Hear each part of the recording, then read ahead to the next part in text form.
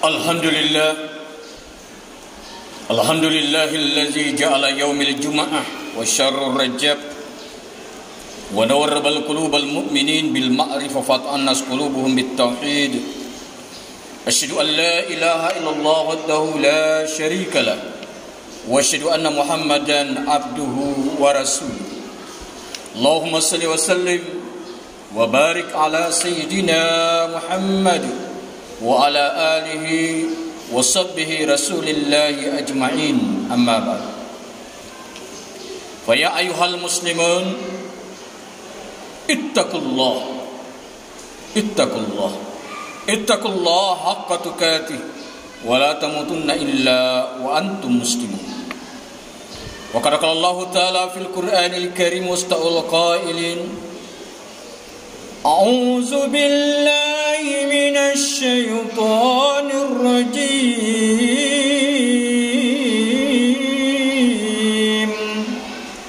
Bismillahirrahmanirrahim. Laqad kana fi qasasihim ibrah liulil albab. ما كان حديثا يفترى ولكن تصديق الذي بين يديه وتفصيل كل شيء وهدى ورحمة لقوم يؤمنون. صدق الله العظيم وصدق رسوله النبي الكريم ونحن على ذلك من الشاهدين والشاكرين walhamdulillahi rabbil alamin. Hadratul Muhtaramin Jamaah Salat Jumat Masjid Nurul Ihsan, Kampung Seraya, insyaallah dimuliakan Allah Subhanahu wa taala.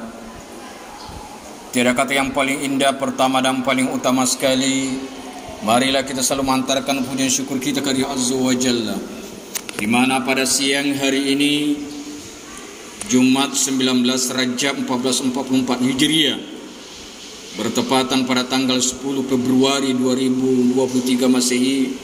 Alhamdulillah, Allah masih memberikan kita nafas, Allah masih memberikan kita hidayah, iman dan Islam, sehingga kita dapat melaksanakan kewajiban Jumat kita seperti biasanya.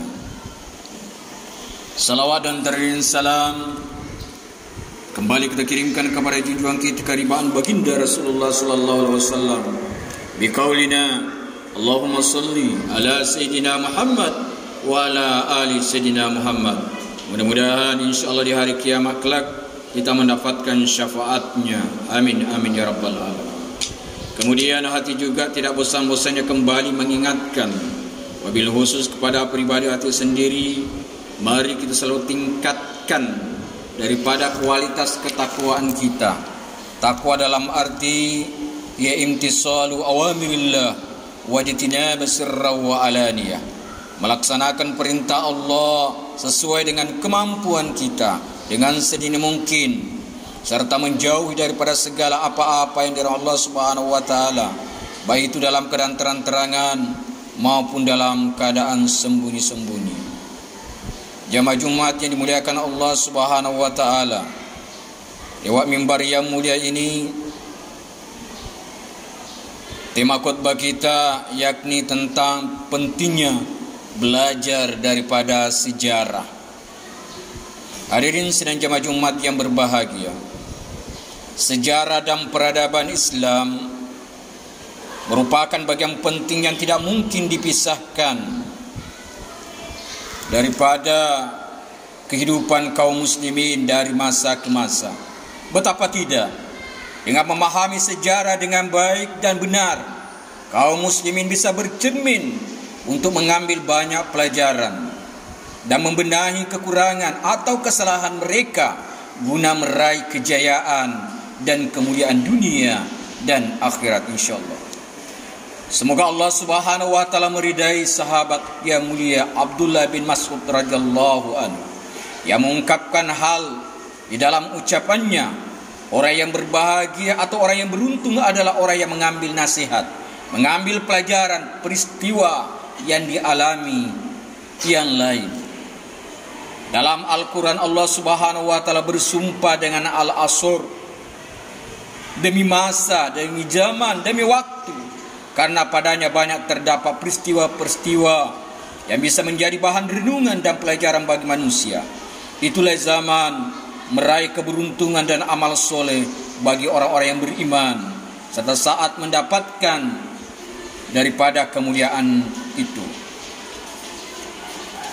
Oleh karena itu, Imam Asy-Syafi'i rahimahullah menggambarkan agung kedudukan surah Al-Asr dengan ucapannya, seandainya Allah Subhanahu wa ta'ala tidak menurunkan dalam Al-Quran sebuah argumentasi bagi semua makhluknya kecuali surah ini saja, maka itu cukup bagi mereka.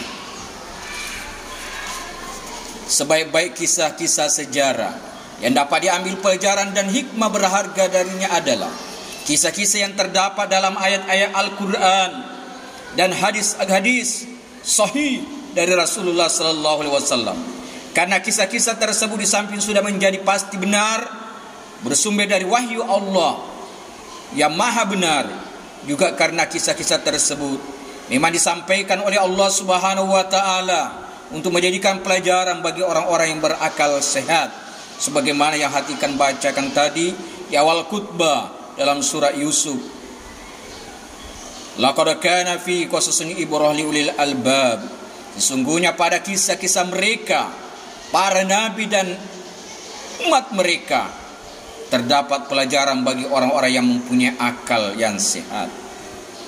Maka kana hadisan yaftara walakin tasdiqul ladzi baina yadayhi wa tafsila. Al-Quran itu bukanlah cerita yang dibuat-buat, akan tetapi membenarkan kitab-kitab yang sebelumnya dan menjelaskan segala sesuatu. Kullu syai'in wa huda wa rahmah liqaumin yu'minun. Sebagai petunjuk dan rahmat bagi orang-orang yang beriman. Hadirin sidang jamaah Jumat Masjid Nurul Ihsan yang dimuliakan Allah Subhanahu wa ta'ala. Termasuk hal yang paling jelas manfaatnya dalam kebaikan bagi orang-orang yang beriman, yang memiliki pemahaman yang benar, adalah merenungkan daripada kisah-kisah orang yang terdahulu maupun orang zaman sekarang, yaitu kisah orang yang taat kepada Allah dan kemuliaan yang Dia berikan kepada mereka, serta kisah-kisah orang yang durhaka kepadanya dan kehinaan yang Dia tampakkan kepada mereka, agar kita tidak melakukan hal-hal yang dilarang oleh Allah Subhanahu wa ta'ala. Wa kam ahlakna qablahum minal qurni hum asyaddu minhum batsan fatuklu fihi biladi hal min mahis. Dan betapa banyaknya umat-umat yang telah kami binasakan sebelum mereka itu lebih besar kekuatannya daripada mereka ini. Maka mereka yang telah dibinasakan itu telah pernah menjelajah dari beberapa negeri. Adakah mereka mendapat tempat lari dari kebinasaan? Salah seorang ulama salaf berkata, kisah-kisah daripada Al-Quran, tentara-tentara Allah, artinya kisah-kisah tersebut tidak bisa disanggah oleh para penentang kebenaran. Oleh karena itu jemaah Jumat yang berbahagia, wahai hamba Allah, sebagai umat Rasulullah, kita semuanya bersungguh-sungguhlah kita bagaimana memahami tali yang menghubungkan Allah dengan hambanya. Karena barang siapa yang berpegang teguh dengan Dia, maka kita akan selamat. Dan barang siapa yang berpaling darinya, maka dia akan binasa.